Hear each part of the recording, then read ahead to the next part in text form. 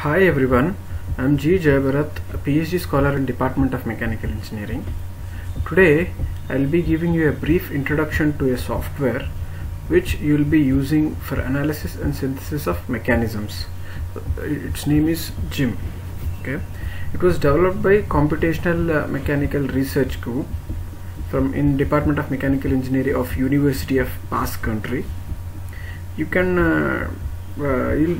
download it through the with the link provided to you. Once you download, you can see this zip file, and once you extract that file, this is the software. Okay, and this is the executable. Open this one.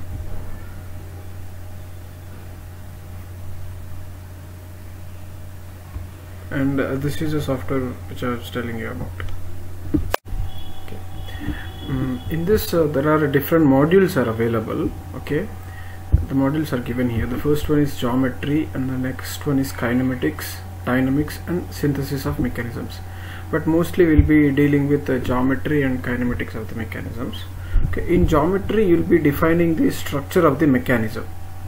Okay, for drawing the structure we'll be using this. We'll be first creating points with this tool, and then we'll be giving elements with the help of points with these two, and then this is also one of the element, disk element, and these are the lower pair joints available, turning pair and sliding pair, and these are the higher pairs which are available, which are the point contact pairs. Okay, let's start with a simple 4-bar mechanism. First, for that we need to locate 4 points. Okay, so we'll be locating 4 points. Okay, now we can locate the points by giving the coordinates, or you can manually point through the cursor. We'll be using with the help of coordinates. The first point is 0, 0. Just press OK. So a point is located over here. Okay. Next point is 0.6, 0. Okay, and the next point is 0.1, 0.1. As you can see, it was plotted over there. The last point is 0.7, 0.3. Okay, now we have located all 4 points. Just press escape. We'll go back, and the next thing is after plotting the points, you have to join the points with the elements. We are just this we have to use for a binary element. Okay, and if you just follow the prompt which is given in the space, okay, click the point in sequence to create multiple binary elements. Right, first click first point, and then if you press second point, a link is created between those 2 points, and you can continuously if you press the next point, one more binary element is created. You press the next point, one more binary element is created. You press the next point, one more binary element is created. Just press escape. Now we have created elements. Next we have to give joints. So we'll give 4 rotating joints. This is one joint, this is one joint, this is one joint, and this is one more joint. Okay, and you just observe over here, the degree of freedom of this mechanism is given as 4. Okay, why? Because there are no constraints for this mechanism. It can move as it wants. So to provide constraints, just for this you use this one, fixed joint. Okay, select this fixed joint and fixed these 2 joints. Okay, as you can see, now the degree of freedom of this mechanism is given as 1. Okay,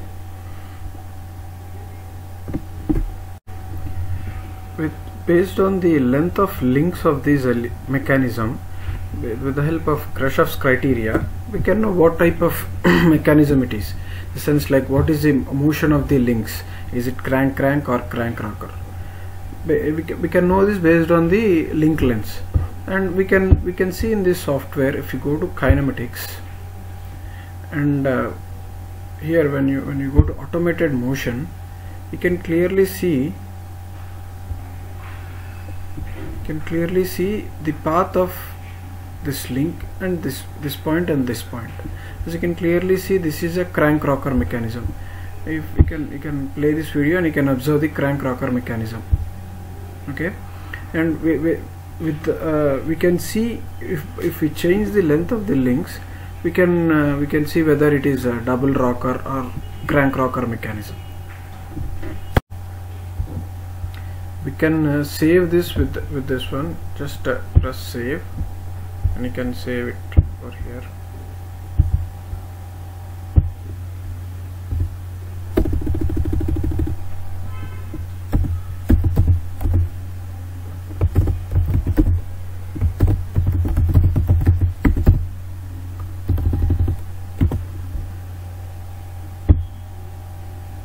Okay, and let's try one more mechanism.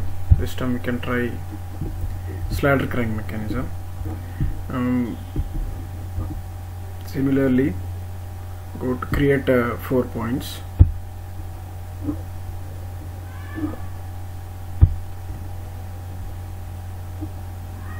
First point, second point,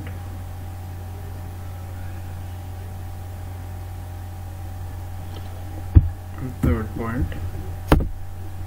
Okay, and now create the links.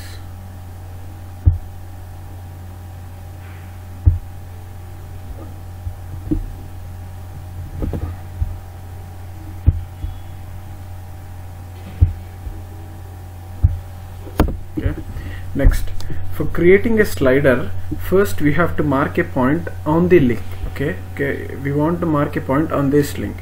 For that, again select a point, and when you hover over this link, you can see as you can create a free point to create a sliding point. It is written over here. Okay, so for that, just press like this on these red lines. If you press, a point is created for the slider. Okay, now this is the slider. Select this, and once you press over here, a slider is created. Okay, so for creating the slider, first you have to mark the points and a binary link. On the binary link, you are supposed to plot one more point. There you have to create a slider. That is the way how you can create a slider. Okay, after that, create one more link from here to here. Okay, now all the links are created, 4 links. Now we can go with the joints. Revolute joints. Here one joint, here one joint, and here one joint. As you can see, still we didn't give the constraints, therefore the degree of freedom is still 4. Just give the constraints. Okay, over here and over here. Okay, as you can see, the degree of freedom has turned into 1. Now similarly, we can observe the motion of this mechanism by going into kinematics. Go into kinematics, go into automatic motion, and just press play. You can see the motion over here. Okay, you can try different all the different inversions for the 4-bar mechanisms, all the 2 quick return motion mechanisms also. We can try.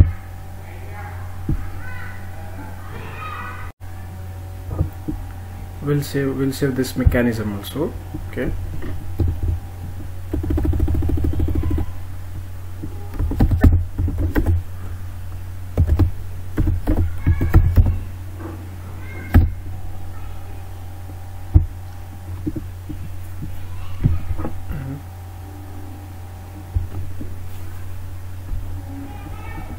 next, there is one more. This is a binary link, and there is one more link which is available, which is a ternary link, which has 3 points, which has three joints available. Okay, for creating this also it's a similar way. Just create, if you have 3 points, what you have to do is select this, okay, and one, select the second one, select the third one, and press the final one once again. Okay, at the end you have to again, if you press it once again, this will be termed as a ternary link. It's a single link which has a provision for 3 joints. Okay, fine. Next we'll see how to create these point contact joints. Okay, and one more thing, you can directly import different points from Excel also. I'll show you how to import directly from Excel. Just open your Excel, okay, and just write the points over here. One is 0, 0, okay, one more is 0.2, 0, okay, one more is 0.4, 0, and one more point is 0.8, 0. So it can be any 4 points. You can write any 4 or any number of points. Just write these, one column as x coordinate and one column of y coordinate. Just select these points and just copy it. Okay, after copying, when you get into new file, there is this option called import points from Excel clipboard. Okay, if you copy the points over there and just press import points, the points will be plotted over here. Whatever points which are written in this Excel sheet, they will be copied over here. Okay, once you plot the points, this option will be gone. Okay, so in the initial stage, this option will be there. Just copy there, and if you press this, all the 4 points will be plotted. Okay, okay, for now let's try this joint, okay, with 2 discs. For that, first we should create a circular disk element first. Okay, so how do you create a disk element? First, create 2 bar elements. Okay, this is 1 bar element, press escape, binary element, this is one more binary element. Okay, now with these binary elements, you just create a disk element. Select the disk element and go select this element. If you select this element, it will take the disk as a radius, the binary element as a radius, and it will create one disk. Similarly over here, okay, this will create one more disk.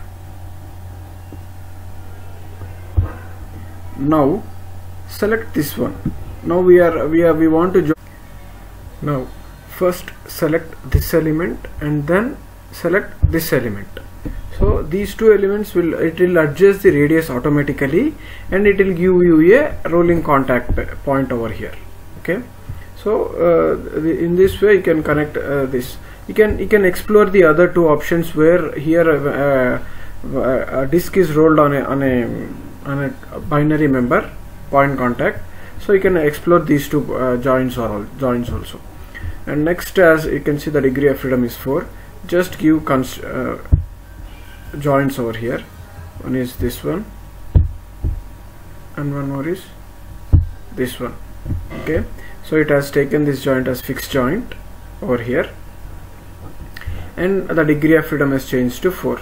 If you want to see the motion of this mechanism, just go to kinematics and go into automatic motion. As you can see, this is a path of this point, and this is a path of this entire disk element. You can see.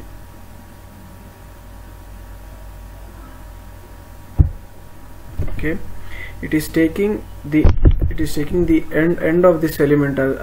For this point, it is plotting the entire path of that point. Okay.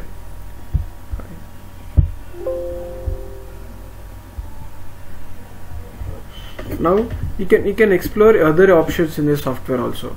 There is this library available where many mechanisms are available. Okay, 1 degree of freedom mechanism, 2 degree of freedom, 3 degree of freedom, and 0 degree freedom of mechanisms are these are called structures. Okay, and all these are planar mechanisms. and there are some spatial mechanisms also available, and all kinds of interesting mechanisms are available. You can explore these mechanisms.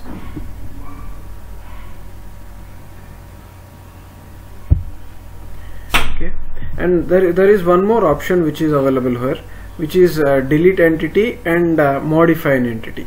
So the delete entity, if you select this, you can delete these elements. Okay, and that is one thing. And one more thing is modify. Okay, if you press this modify element, you can change, you can change the position of the points. Okay, so that is one more modify element. You can use these two also. Okay, that's it guys. So this is a brief introduction for this GIM software. Using this software you can all different kinds of mechanisms can be drawn, and you can check the degree of freedom. You can check the degree of freedom using the formula, and you can also check with the help of the software. Okay, thank you guys. That's it for today.